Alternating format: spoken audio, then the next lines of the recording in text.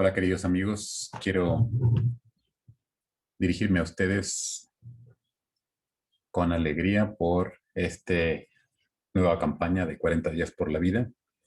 Quiero comenzar nuestra intervención, nuestro retiro de hoy, haciendo algunas reflexiones en torno a la santidad. Muchos de ustedes me han escuchado ya hablar otras veces del tema de la santidad y quisiera retomar algunos de los comentarios que ya nos hemos hecho cuando nos hemos encontrado, sobre todo en las tertulias, etcétera, ¿no? El tema de la santidad para 40 días de la vida, 40 días por la vida, tiene que ser algo muy importante porque la santidad es la vida divina. Y por lo mismo, si nosotros somos una realidad dentro del cuerpo de la iglesia, la vida que nos interesa también es la vida humana, pero no por ello se excluye la vida sobrenatural.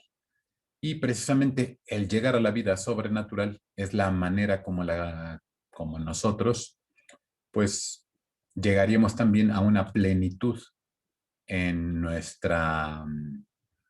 eh, en nuestra campaña, si tenemos en cuenta que es la campaña un deseo de vivir la vida sobrenatural, la vida de Dios.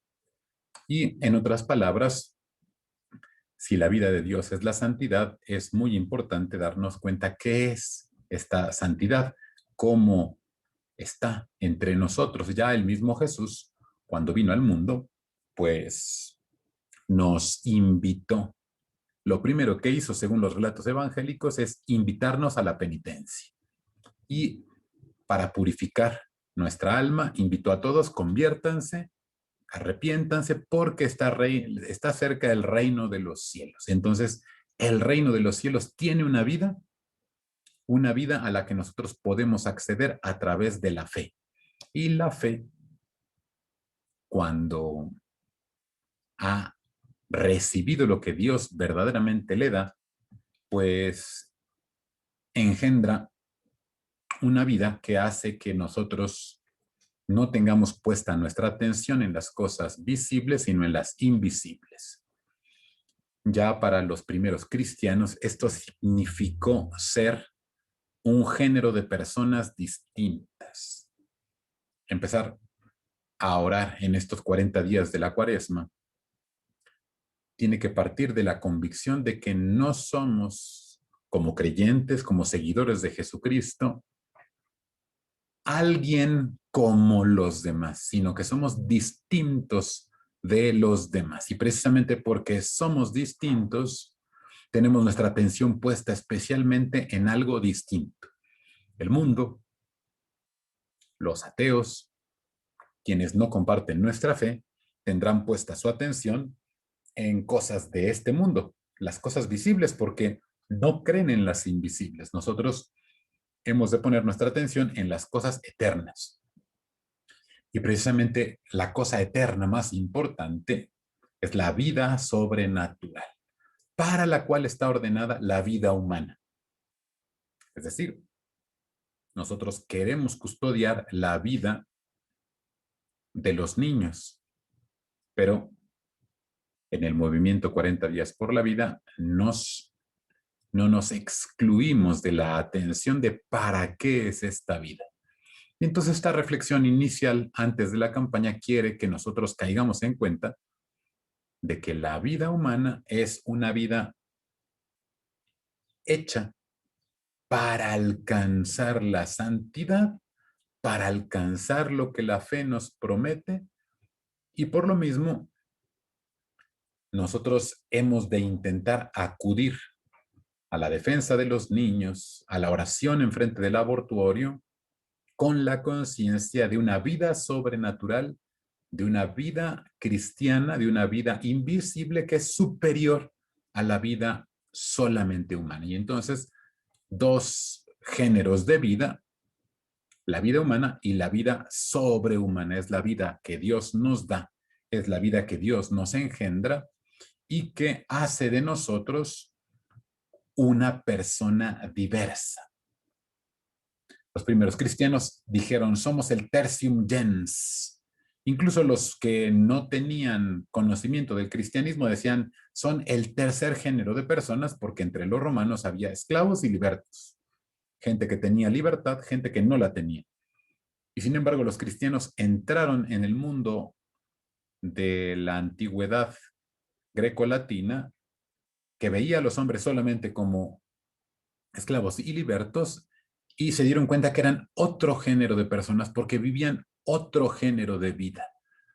Una de las primeras, uno de los primeros testimonios de esta vida que Dios da, pues es lo que los cristianos vivieron en medio del Imperio Romano, en medio de las persecuciones, siendo pertenecientes a otra vida, teniendo una vida sobrenatural, podemos nosotros comprender el sentido de esta vida y podemos precisamente por ello darle sentido a esta.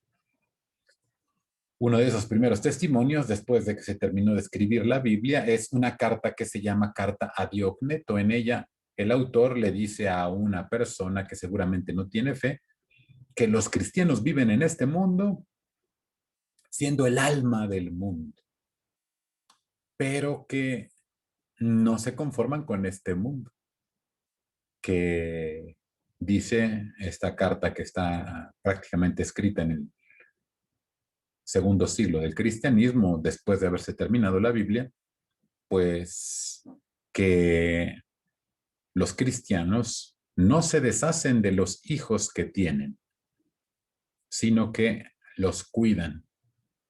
Ya desde desde la primitiva conciencia de los cristianos de ser personas que no son como este mundo, sino el alma de este mundo, ya había un deseo de defender la vida de los más pequeños. Y precisamente por ello nuestro movimiento, el movimiento de 40 días por la vida, debe también tener conciencia de que nosotros, si bien estamos en ciudades de este mundo, nos pertenece otra ciudad. No nos dan miedo las reglas ni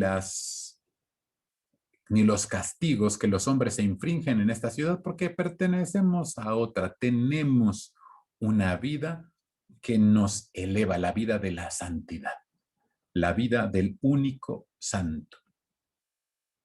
Y es por eso por lo que quiero que concentremos esta primera reflexión en la santidad. Todos los católicos estamos llamados a la santidad porque todos y para todos Jesús vino a traer un nuevo género de vida, una vida distinta, una vida que no es la vida de los que no creen. Y esa vida que el Señor vino a traernos, le llamamos vida santa. Es muy importante entonces que nosotros nos sepamos llamados a esa vida porque Jesús nos lo dijo. Yo soy la vid, ustedes son los sarmientos. Si el sarmiento no está unido a la vid, se seca. Así dijo Jesús.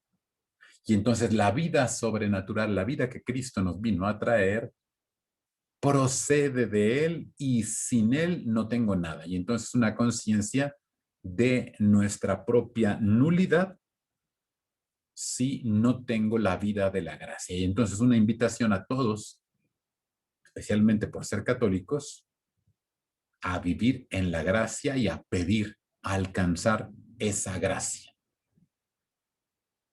Es un llamado a la santidad que no se confunde con las obras de la santidad. Y es muy importante tenerlo en cuenta porque para algunas personas ser santo significaría hacer cosas fuera de lo común, porque muchas veces han leído que los santos hacen cosas extraordinarias. Por ejemplo, algunos de los santos pues nos han dado un gran testimonio de, por ejemplo, austeridad, pobreza, ayuno, y para muchas personas significaría que alguien es santo, que está mucho tiempo rezando o que hace un largo ayuno y no se mete nada de comida en la boca. Ciertamente, algunos santos han hecho eso, pero eso no es la santidad. Por eso es importante que nuestras reflexiones reparen en qué es exactamente la santidad. La santidad es la vida de Dios y no es lo que hacen algunos hijos de Dios, por mucho que sea muy importante, por mucho que sea indispensable. La vida de Dios es previa a los esfuerzos que nosotros hacemos por acrecentarla o por adquirirla. La gracia, que es la vida que Dios nos da y que en sí misma constituye la santidad, es algo anterior al ayuno, es algo anterior a la oración.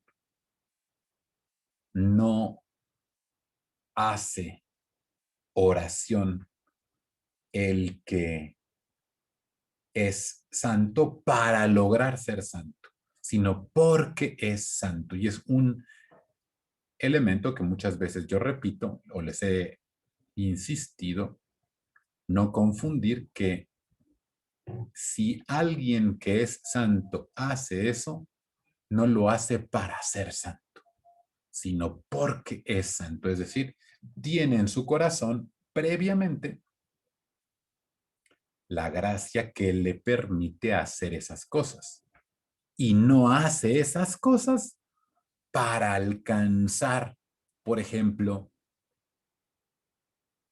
el perdón sacramental o la gracia del bautismo. Es decir, aunque una persona pudiera hacer ayuno y oración pidiendo a Dios alcanzar la gracia sacramental se le da el sacramento de la confesión, no el ayuno. Aunque una persona pudiera hacer muchas oraciones para ser bautizado, lo que le da el bautismo no son las oraciones que hace, si bien evidentemente Dios las toma en cuenta, no son las oraciones las que le dan la gracia, sino que le disponen a ella. Y nosotros tenemos que saber que lo que hace a un creyente santo y lo que nos hace a nosotros ser verdaderos custodios de la vida sobrenatural no es el hecho de que hagamos un ayuno o el hecho de que hagamos oración, sino el hecho de que estamos unidos a la vida de Dios por la gracia santificante. Es entonces una condición previa a la oración y al ayuno el que yo viva una confesión y el que yo esté bautizado. Estas son las fuentes de la santidad. No es la santidad, entonces, ni siquiera darle la mano a alguien. Algunos más modernamente podían decir, es que la santidad es ayudar a los otros. Es que la santidad es tener caridad para con los demás. Si haces algo por los demás, entonces ya estás siendo santo. Nosotros tenemos que decir, no. Hacer algo por los demás es bueno, pero la santidad no es una cosa buena. La santidad es una cosa divina, que es mucho más que lo bueno. Y entonces nosotros creemos, ¿verdad?, que en el llamado que Dios nos hace, lo primero que tenemos que intentar y buscar es estar unidos a Él para ya, unidos a Él, realizar una obra de caridad que puede ser perfectamente el salir a una acera a orar porque termine el aborto. Y entonces distinguir la gracia que Dios me da de las obras de la gracia.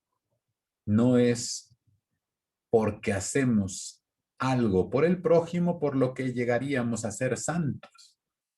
No es por conducir una muchacha que quiere abortar o aconsejarla por la que soy santo, sino que porque tengo la vida de la gracia, porque tengo un verdadero amor a Dios, y si no la he conseguido porque no me he confesado, porque no puedo en este momento alcanzarla, yo hago eso pretendiendo primero yo vivir en gracia y después hacer algo por los demás. Esto no significa que sean cosas que tengan que ocurrir en el tiempo eh, como separadas, porque se vive en gracia haciendo las obras de caridad, pero no hacemos las obras de caridad para ser santos, sino porque tenemos la vida santa de Dios, por lo que hay que hacer obras de caridad,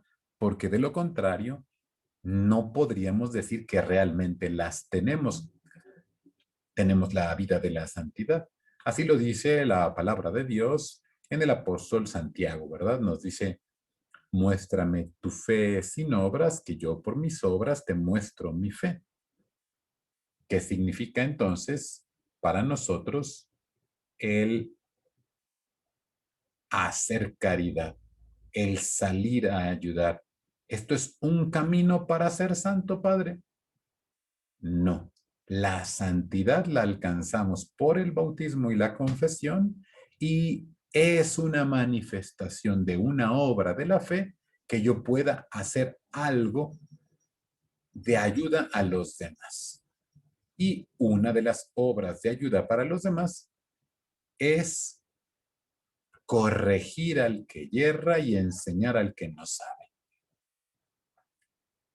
Estar en una acera, en una banqueta,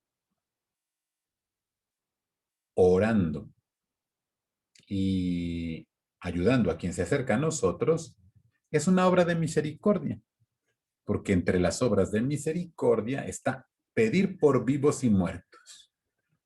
Y nuestra primera acción allí es pedirle al Señor que los niños que mueren tenga compasión y misericordia de ellos. Pedir por vivos porque también pedimos evidentemente por los que ya lo hicieron y aniquilaron la vida de un pequeño en el vientre de su mamá, por mucho que esta vida sea microscópica. Pedimos por vivos y difuntos porque también pedimos por el personal y pedimos por el gobierno y pedimos por todos los que alientan a las personas a matar a sus hijos. Oramos y entonces es una obra de misericordia, pero la obra de misericordia que está hecha realmente con un espíritu cristiano santamente es una obra que se realiza movido por Dios y no para alcanzar a Dios. Mucha atención. Dios nos mueve a realizar estas obras y no son las obras las que me dan cercanía con Dios, por mucho que yo pueda luego encontrar una obra de Dios en alguien que, por ejemplo, se conmueve y se acerca, o en alguien que, por ejemplo, pues pudiera darnos un testimonio y convertirse e incluso a renunciar a su voluntad de matar a un hijo.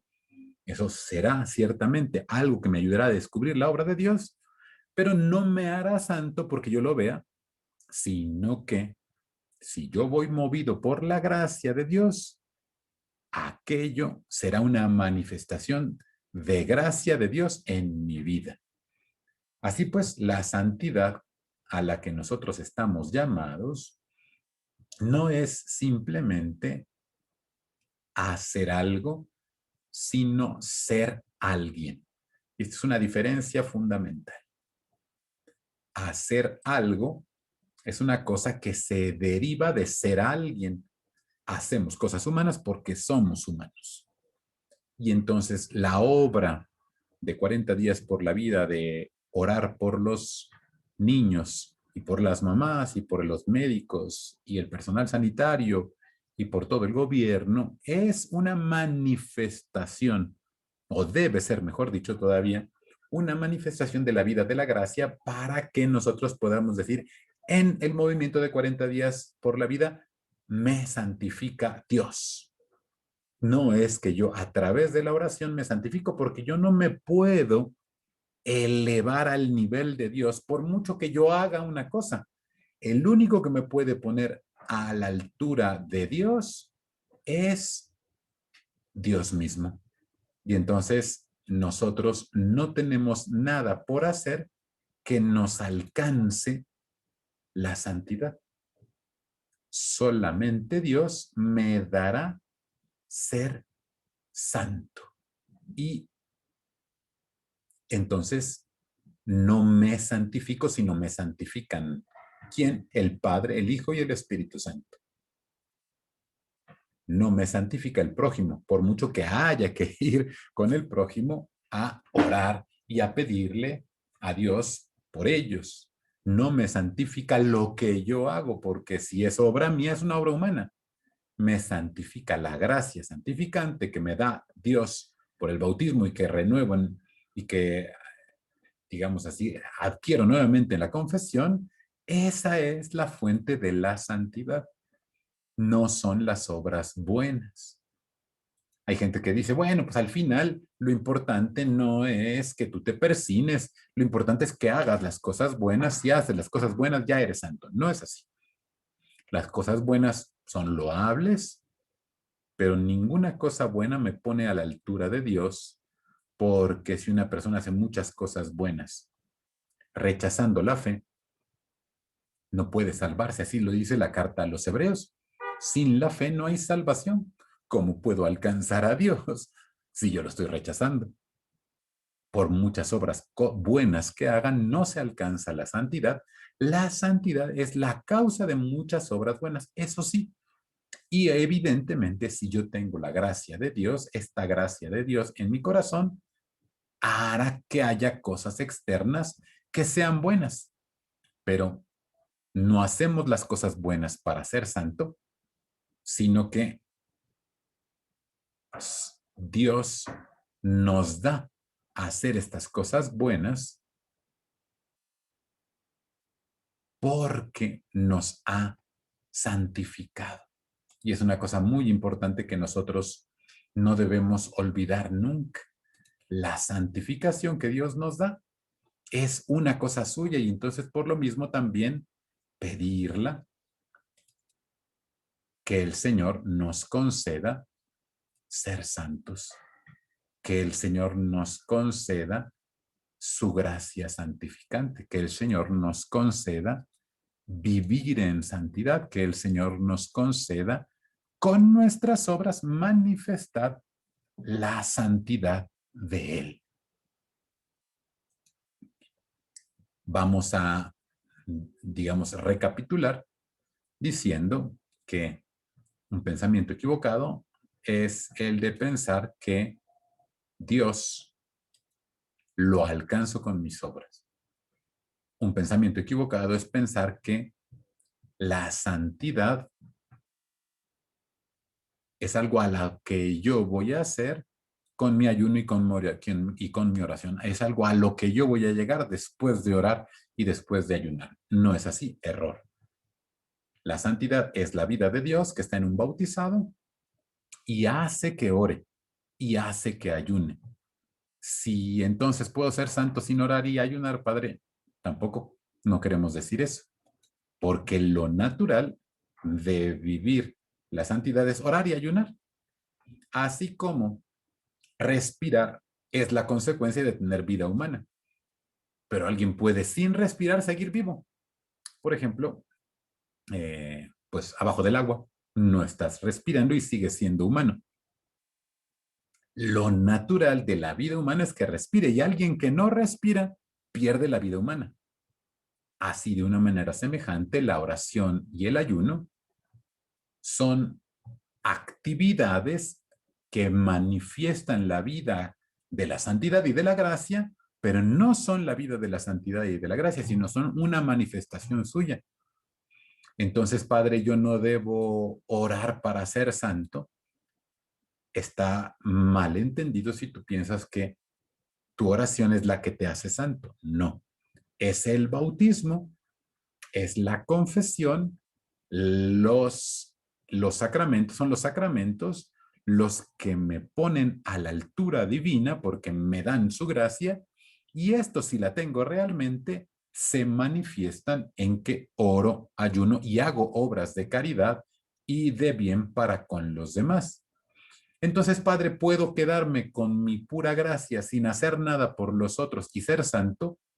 Bueno, sería tanto como una persona que dijera, puedo ser humano sin respirar y me quedo sin respirar. No, lo lógico es que respires. Y alguien que no respira, pues hay que analizar si realmente tiene la vida humana.